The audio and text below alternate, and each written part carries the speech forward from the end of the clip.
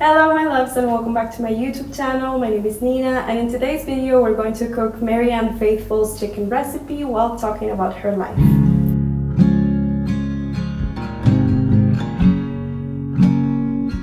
Today marks 1 year since we lost Marianne Faithfull and I wanted to pay tribute to her. She is my favorite artist, not only from the 60s or 70s, but in general. I love her music, I love her books, I love her artistic sensitivity, I love her acting. I'm afraid nobody understands her as much as I do. If you've ever read her autobiography, you'll know that at the end, when she feels like it's important to share a little piece of wisdom to close the book, she includes her recipe for chicken with lemon and garlic, and it sounds delicious, so we're going to cook it together today while talking a little bit about her life. So the recipe goes like this. Chicken, butter, garlic, fresh tarragon, has to be fresh, snipped with scissors. Salt and pepper the chicken liberally inside and out. Put half a lemon inside the chicken along with a knob of butter and the fresh tarragon. On the outside you put the garlic, juice of a lemon and butter. Baste continually. And the thing about mashed potatoes is not to forget that pinch of nutmeg. So in true Marianne Faithfull rebel fashion, I don't have an oven, so we're going to cook this in a pot. Now that the chicken is cooking, let's talk about her book. If you've never read it, I highly recommend it, as well as her second and final book, Memories, Dreams, and Reflections. In both books, she talks about her life, the iconic people who surrounded her, 60s culture, her addictions. Both are funny, entertaining, and they reveal a side of Marianne you couldn't really get to know through music or interviews alone. Now, this was published in 1994, so this book has around 48 years of exciting, tumultuous, unbelievable life experiences, and it would be impossible to summarize it. So I sort of divided this video into sections so that we can discuss as many aspects as possible.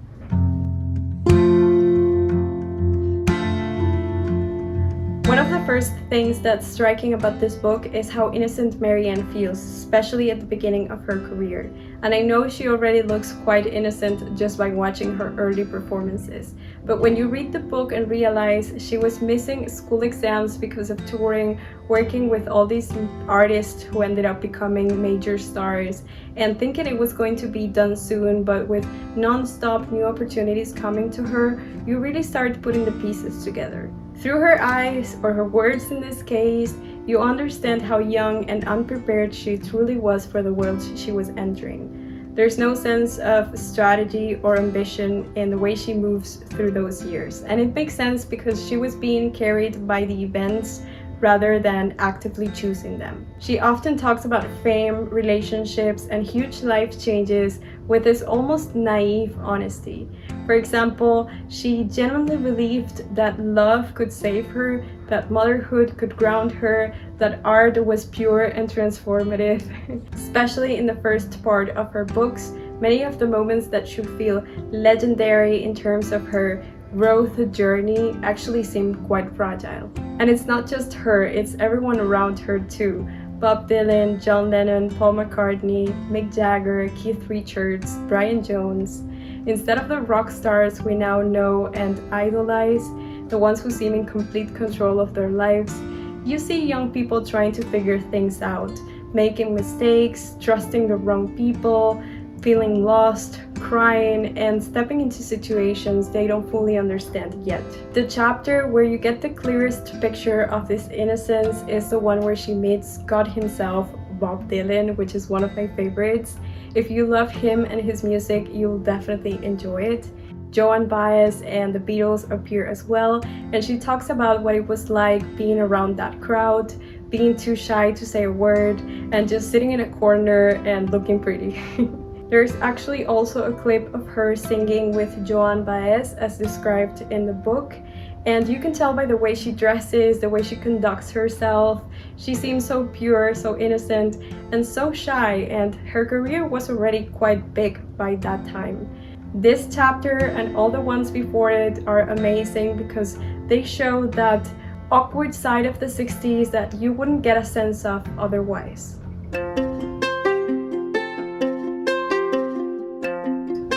Marianne Faithfull has a unique and eventful career in music, and in my opinion, a pretty niche one. We're not exactly a huge crowd, the people who really follow her work, and I believe it's because most people haven't really explored her discography. So as I talk about her career, I might drop the names of a few albums you might enjoy checking out. She didn't enter music in a planned or strategic way. She was discovered almost accidentally by Andrew Luck Oldman at a party, who famously described her as an angel with big tits. He also liked her name a lot, Marianne Faithfull, like it was just a complete perfect look. And as it turned out to be, that was more or less the character he built around her and the one everyone expected from her. An innocent, convent-like doll with a sexy, provocative edge. From there, everything moved fast. She started recording, touring, and she suddenly found herself in the heart of the 60s music scene. What I found interesting was that she was always open to working in more than just music. She was dying to do theater, for example, but one of her managers discouraged her from accepting anything that wasn't considered lucrative enough. It wasn't until she began dating Mick Jagger that she was finally able to focus on acting in theater and films. You can tell she was always searching for an artistic version of herself beyond music. And you can really feel that in her songs, in the way she builds characters, tells stories, in the way she performs with such vulnerability. She understands every single word. She wasn't just a singer, she was an actress, and an exceptional one, I believe. One strong example of this is Sister Morphine, the song she co-wrote with Mick Jagger and Keith Richards. It became iconic, yet her name was left out of the credits, which by the way also happened to Brian Jones with Ruby Tuesday, which Marianne says was heavily written by him but has never been properly acknowledged. Anyway, with Sister Morphine, it took Marianne 20 years of fighting to finally receive songwriting credit in 1994, which was the year this autobiography was released. I don't know if before or after the book, we'll never know, I guess.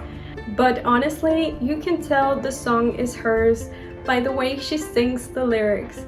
So just go and listen to that song, and I rest my case. What's fascinating about her journey is how her music evolved alongside her life. When she was deep in addiction, she recorded Dreaming My Dreams, which introduced that raw, deeper voice that became so characteristic from then on.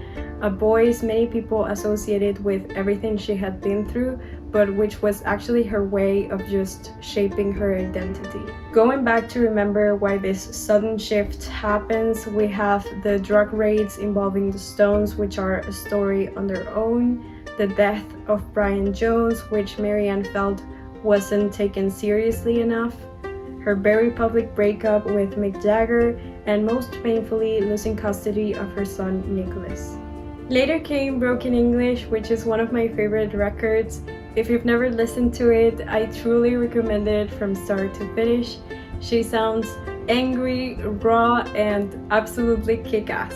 The lyrics are so intense and poetic that they make you stop and wonder, did Marianne write this? Why did she write this? And in most cases, yes, she did. One song I especially love from this album is Why Did You Do It?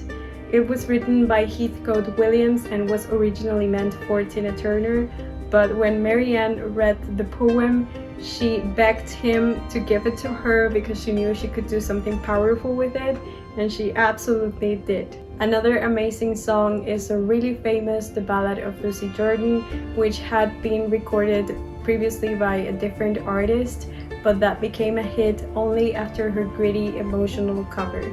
Marianne always attributed the success of this version to how deeply she understood the story she was performing, and you can definitely feel that. She talks about all the songs in her book, specifically in the Broken English chapter, so I highly recommend you to read that if you know the album, or if you don't, go and listen to it and then read the chapter. This is where her albums really start feeling theatrical. In almost every song there's dialogue between two fictional characters, between her and the listener. It's pure performance, it's theater. It's absolutely incredible. In the book, she also talks about later albums like Rich Kid Blues, which she couldn't listen to for a long time because she had basically pulled herself together just enough from addiction to be able to record it. And she often described her voice as weak and herself as incredibly high and probably on the edge of death. I love that album too. Ironically enough, it was the one album that got me into her music in the first place. And it has beautiful covers from George Harrison, Bob Dylan, Cat Stevens, and many more.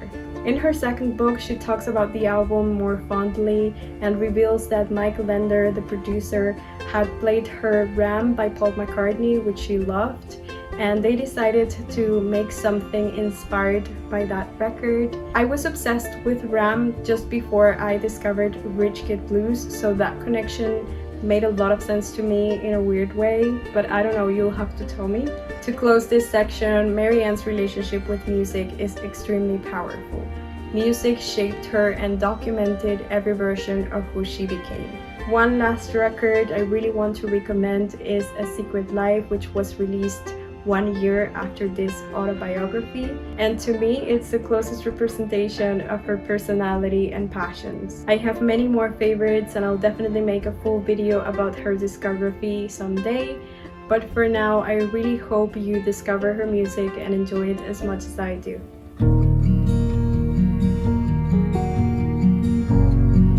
Another big theme throughout the book is Marianne's relationship with love and how it often came tangled with big egos and disappointment. Her first marriage was to John Dunbar, and at first it felt like freedom. He was very bohemian. Their house was always full of people, artists and addicts, and everything felt intense and alive. But quickly, Marianne found herself taking on a kind of mother role.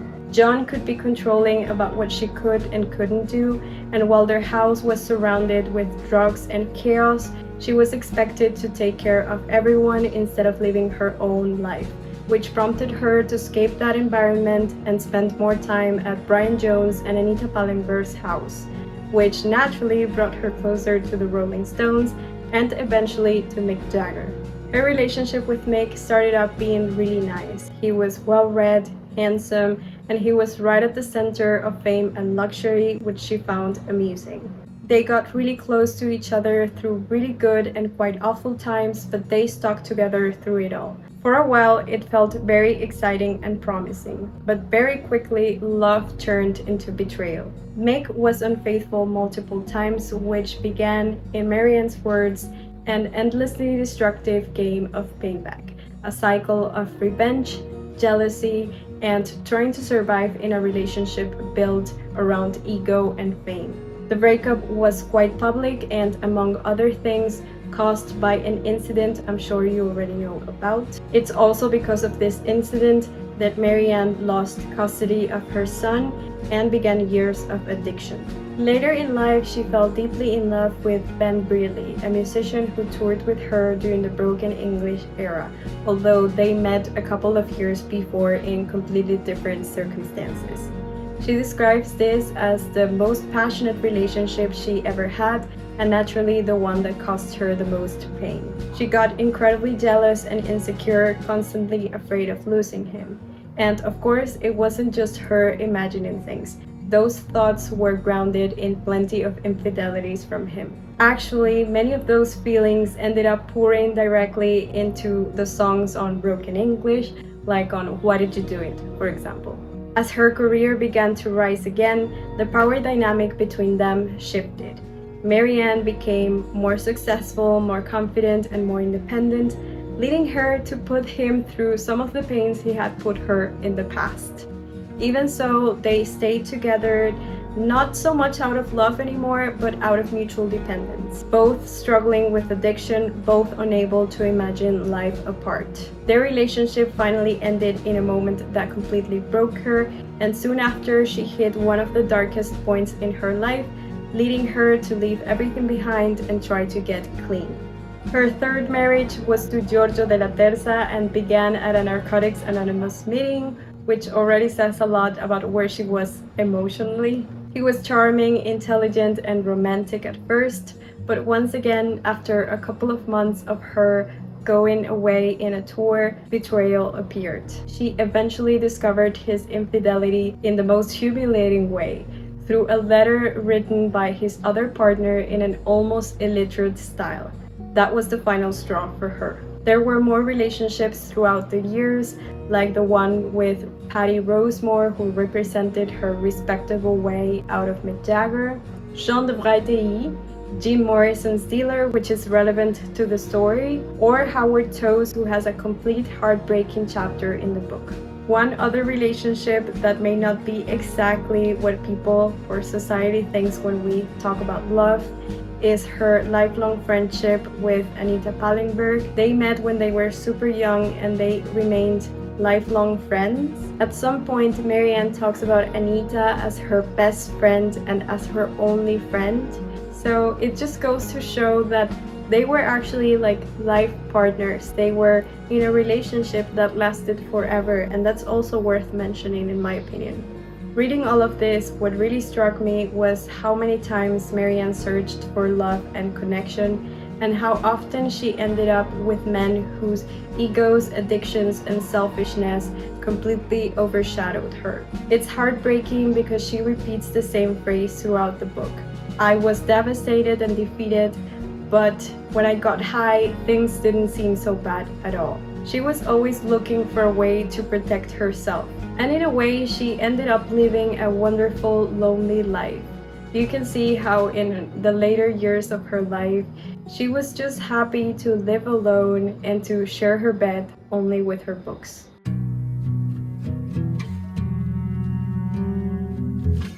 Another aspect that I found really interesting about the book is the way she talks about addiction.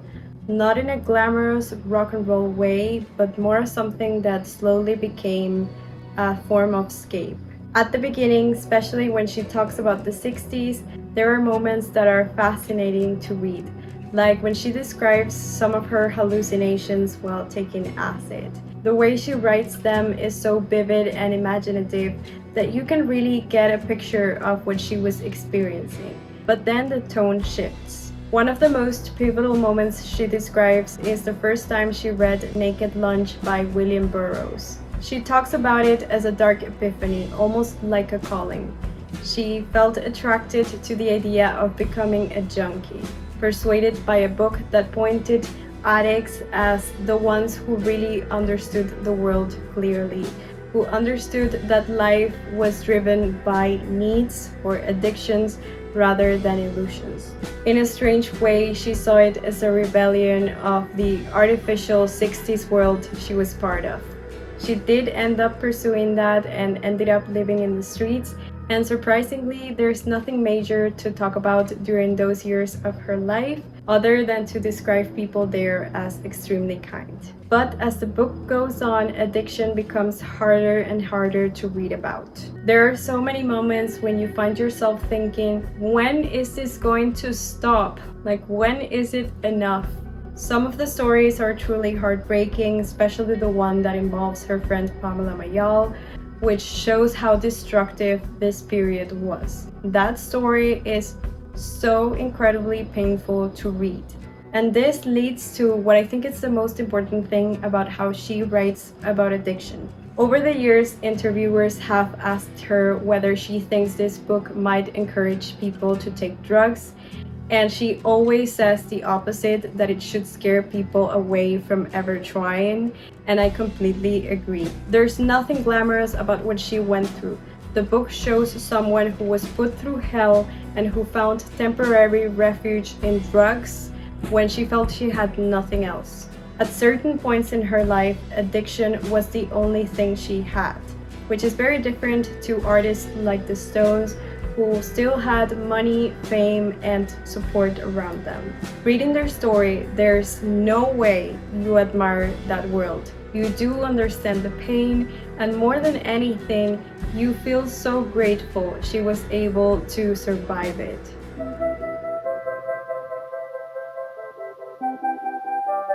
One interesting bit about the chicken recipe is that she begins the book talking about a recurring dream she had as a child. She is lying on the bed and hears a voice calling her. "Come, Marianne, come." She gets up from the bed and flies down to the garden. In the garden, a goddess-like figure is waiting for her, wearing an armor. It's her mom. She is cooking, raking the coals with a pair of thongs. She lifts her in her arms and places her on the fire, and the dream ends with her lying down, getting roasted on the grill. It's never frightening. It's not a nightmare. It just happens every night. The fact that this book starts with a dream about fire and roasting and ends with her sharing a chicken recipe feels strangely perfect. Warmth, danger, comfort, survival, all part of the same story. This was actually my first time making her recipe, and somehow it felt like a really beautiful way to honor her through something simple, human, and shared, just like her art. As I said in the beginning, Marianne Faithfull is my favorite artist and always will be. I feel a deep connection to her, and this book was my way of really getting to know her. Thanks to all the art she left in the world, she gave us a chance to get to know her not only as an artist, but also as a person who survived so much and kept creating anyway. I have nothing but admiration for her, and I miss her terribly. But as William Shakespeare once said, we are such stuff as dreams are made on, and our little life is rounded with a sleep.